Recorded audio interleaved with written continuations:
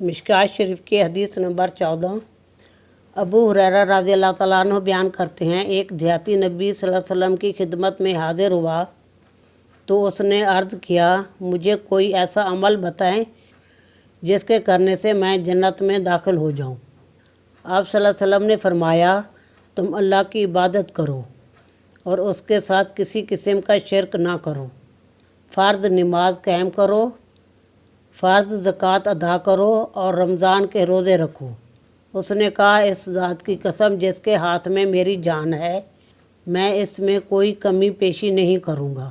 جب وہ چلا گیا تو نبی صلی اللہ علیہ وسلم نے فرمایا، جس شخص کو پسند ہو کہ وہ جنتی شخص کو دیکھے تو وہ اسے دیکھ لے۔